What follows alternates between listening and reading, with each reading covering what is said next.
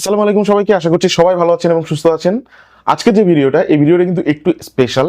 Motorola H50 Fusion, এই যে আমার হাতের এই স্মার্টফোনটা দেখতে পাচ্ছেন আপনারা। এই স্মার্টফোনটা কিন্তু অ্যাকচুয়ালি আমি নিজে পার্সোনাল ব্যবহার করি। তো প্রায় 40 দিনের মতন হয়েছে, 40 দিনের 1-2 দিন বেশি হয়েছে আর কি। স্মার্টফোনটা আমি পারচেস করছি। তো পারচেস করার সেই সময়ের উদ্দেশ্য ছিল আমার আসলে সব দিক থেকে অলরাউন্ডার একটা স্মার্টফোন দরকার ছিল। সেই সাথে সাথে কার্ভ ডিসপ্লেটাও আমার একটু মানে প্রেফারেন্সের ভিতরে ছিল, যার কারণে আমি ওই সময় পারচেস করছিলাম। তবে একটা জিনিস, যে গত 40 দিনে আমার যে ইউজার এক্সপিরিয়েন্স, সেটা আপনাদের সাথে শেয়ার করবো। এখনো পর্যন্ত যারা এই স্মার্টফোনটা কিনতে যাচ্ছেন, আমার মনে হয় এই ভিডিওটা দেখলে তাদের অনেক উপকারে আসতে পারে। ভিডিওটা শুরু করার আগে যারা এখনো পর্যন্ত চ্যানেলটিকে সাবস্ক্রাইব করেনি, এখনই সাবস্ক্রাইব করে ফেলুন। সাথে সাথে পাশে থাকা বেল আইকনে প্রেস করে রাখতে পারেন। এই ফোনের যে ডিজাইনটা, এই ডিজাইনটা দেখে কিন্তু আপনার পার্সোনালিটিও অনেকটা মানে প্রকাশ পাবে আর কি, আমার কাছে মনে হয়। তো ডিজাইনটা খুবই অ্যাস্থেটিক লাগছে আমার কাছে, খুবই ভালো লাগছে।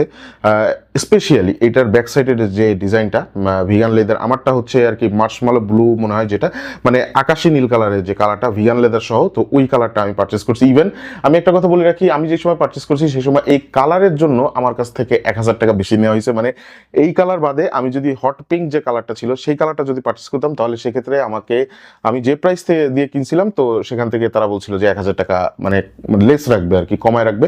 আমার এটার ভ্যারিয়েন্ট হচ্ছে 12256 জিবি।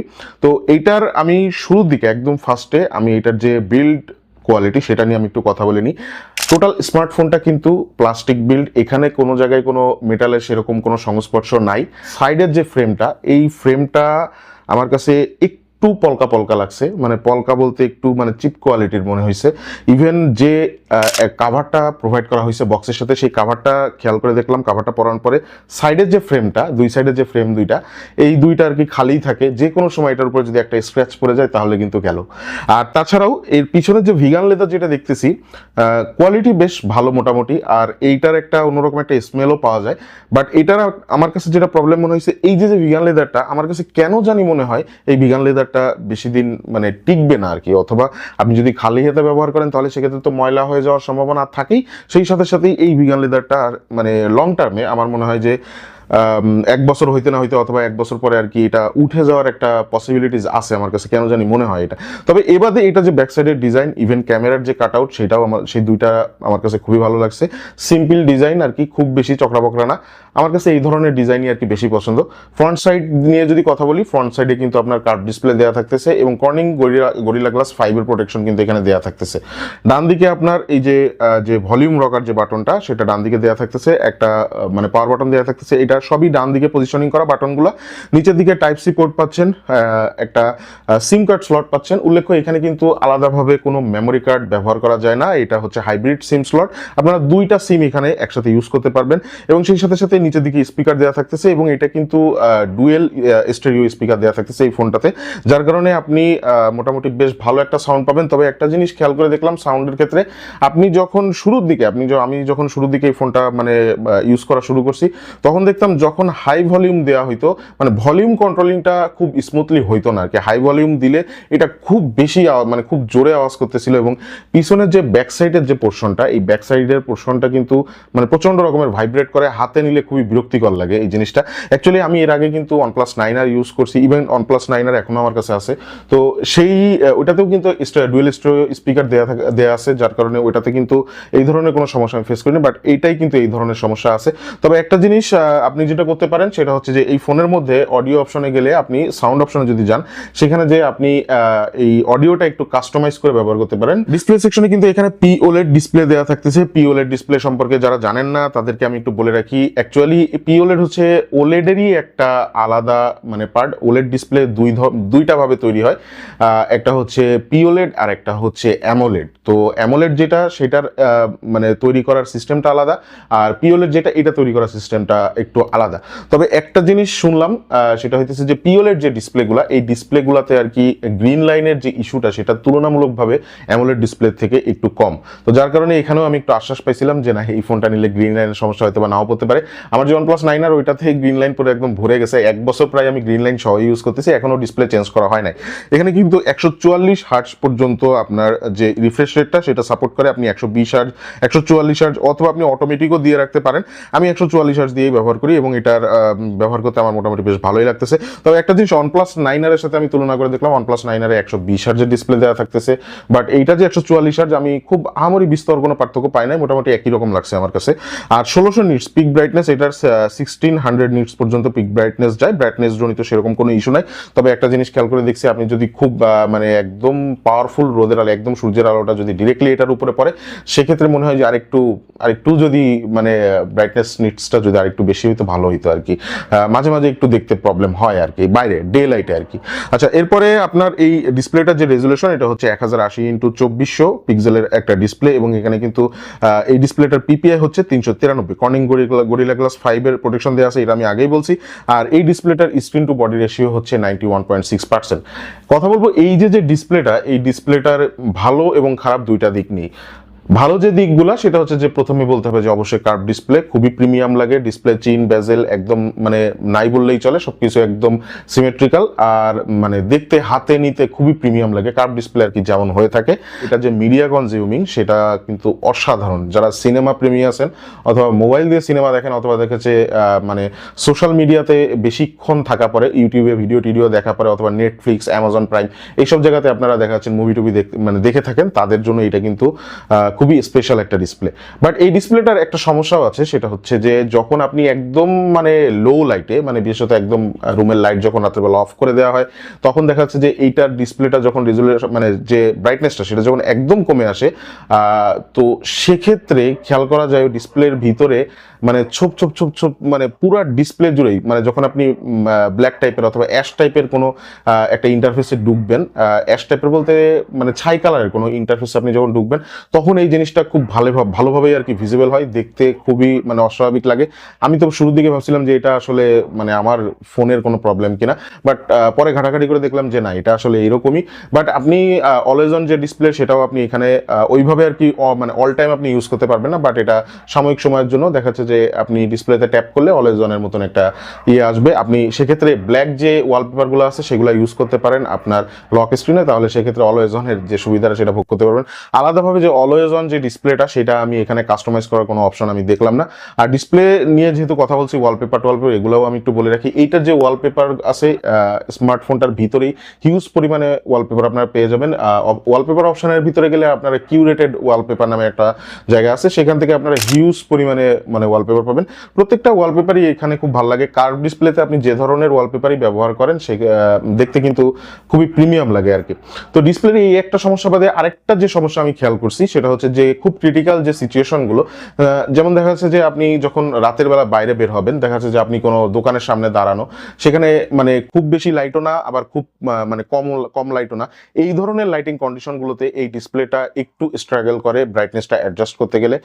মানে ডিসপ্লেটা সেক্ষেত্রে ব্রাইটনেস অ্যাডজাস্ট করার সময় ডিসপ্লেটা জাস্ট লাফালাফি করে, যেটা খুবই বাজে লাগে দেখতে। তো এই মানে একটা সমস্যা, টোটালি দুইটা সমস্যা আমি এই ডিসপ্লেটার মধ্যে পাইছি। এবারে টাচ রেসপন্সিভনেস নিয়ে যদি আমি কথা বলি, কোনো প্রকারের কোনো সমস্যা নাই, আর এটা টাচ খুবই স্মুথলি কাজ করে। টাচ নিয়ে কোনো ইস্যু আপনাদের কখনোই ফেস করতে হবে না। অ্যান্ড্রয়েড 14 এর উপর বেস করে আর কি এই ফোনটা আসছে আমাদের কাছে, মানে আমার কাছে আর কি। তো এই ফোনটাতে চিপসেট হিসেবে ব্যবহার করা হয়েছে স্ন্যাপড্রাগনের 7S Gen 2 এই প্রসেসরটা এখানে ব্যবহার করা হয়েছে। এটা 4 ন্যানোমিটার আর্কিটেকচারে বিল্ড করা, এবং সেই সাথে সাথে এই চিপসেটটা মোটামুটি বেশ পাওয়ার এফিসিয়েন্ট। এই কারণে বলতেছি পাওয়ার এফিসিয়েন্ট, কারণ আমি কিন্তু এই স্মার্টফোনটা দিয়ে হিউজ পরিমাণে একটা ব্যাটারি ব্যাকআপ পাইছি। শুরুর দিকে যখন ইউজ করা শুরু করছি তখন দেখা গেছে যে আমি পাবজি খেলছি, 1-1.5 ঘন্টা ধরে পাবজি খেলছি, এরপরে টুকটাক ছবি তুলছি, প্রচুর পরিমাণে ইউটিউবে ভিডিও দেখছি, তারপরে দেখা যাচ্ছে যে সিনেমা দেখছি, সব কিছু করে টোরে ফোনে কথা বলে টোলে সব কিছু করে আমি এমনও আছে যে 9 ঘন্টা 9.5 ঘন্টা 10 ঘন্টার কাছাকাছি ব্যাটারি ব্যাকআপ পাইছি। তো এটার ব্যাটারি ব্যাকআপ নিয়ে কোনো প্রকার ইস্যু না। যারা লং টাইমের জন্য মানে লং টাইম ব্যাটারি ব্যাকআপ দিয়ে এরকম একটা স্মার্টফোন কিনতে যাচ্ছেন, তারা কিন্তু এটা চয়েস করতে পারেন। ডেইলি লাইফে আপনারা এই স্মার্টফোনটা ব্যবহার করতে গেলে সেরকম কোনো প্রবলেম কখনোই ফেস করতে হবে না। বাট গেমিংয়ের ক্ষেত্রে একটু সমস্যা আছে। যারা পাবজি খেলেন অথবা দেখা যাচ্ছে যে প্রফেশনাল লেভেলের পাবজি খেলেন অথবা দেখা যাচ্ছে যে প্রফেশনাল লেভেলের গেমিং করেন, তাদের জন্য এই স্মার্টফোনটা একদমই না। পাবজি খেলতে গেলে এখানে প্রচুর পরিমাণে ল্যাগ স্ট্যাটার সব কিছুরই দেখা পাবেন আপনারা, কোনো সমস্যা নেই। আর আদার্স যে গেমগুলো সেগুলো নিয়ে আমি বেশি কথা নাই বললাম, তবে এটা আসলে গেমিং সেন্ট্রিক কোনো ফোন অ্যাকচুয়ালি না। বাট গেমিংয়ের ক্ষেত্রে আমি খেয়াল করে দেখলাম অন্যান্য স্মার্টফোনের মতন খুব বেশি একটা গরম হয় না, তো এই জিনিসটা আমার কাছে খুব ভালো লাগছে আর কি। আর এছাড়াও এই স্মার্টফোনটা দিয়ে যদি হেভি কোনো কাজ করতে চান, যেমন কাইনমাস্টার অথবা দেখা যাচ্ছে ক্যাপকাট, আদার্স যে কোনো আর কি ভিডিও এডিটর দিয়ে যদি আপনারা ভিডিও এডিটিং করতে চান সেটাও করতে পারবেন। আমি কিন্তু এই স্মার্টফোন দিয়ে বেশ কতগুলো ভিডিও এডিট করছি, আমার কোনো প্রকারের কোনো সমস্যা ফেস করতে হয় নাই।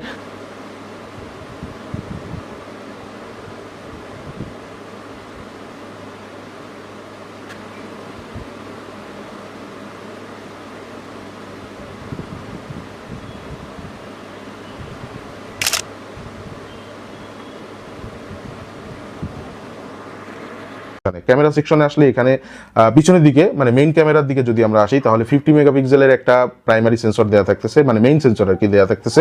আর সেই সাথে সাথে 13 মেগাপিক্সেলের একটা আলট্রা ওয়াইড সেন্সর দেওয়া থাকতেছে।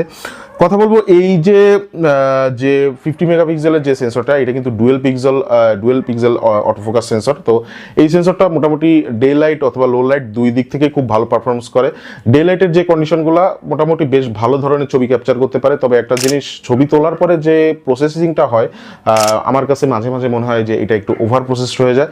আর সেই সাথে সাথে ছবির ভিতরে কিন্তু একটা রেডিশ টাইপের ভাব পাওয়া যায়, মানে মাঝে ভাইব আর কি পাওয়া যায়। তো মাঝে মাঝে এই জিনিসটা আমার কাছে একটু অড লাগে। আবার মাঝে মাঝে কিছু কিছু কন্ডিশন এত সুন্দর ছবি আসে যেটা আসলে বলার বাইরে।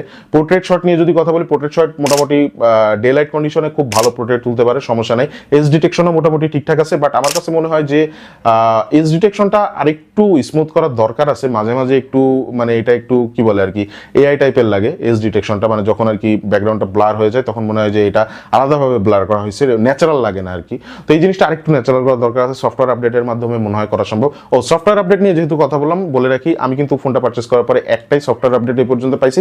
তো যেটা আমি পাইছিলাম ওইটা আমি মানে সাথে সাথে আপডেট দিয়ে দিয়েছি। 13 মেগাপিক্সেলের আলট্রা ওয়াইড যে সেন্সরটা, এই সেন্সরটা দিয়েও আপনারা মোটামুটি বেশ ভালোভাবেই ছবি ভিডিও সবকিছুই করতে পারবেন। ডে লাইট কন্ডিশনে এটার ভিডিও ফুটেজগুলো কিন্তু খুবই সুন্দর আসে।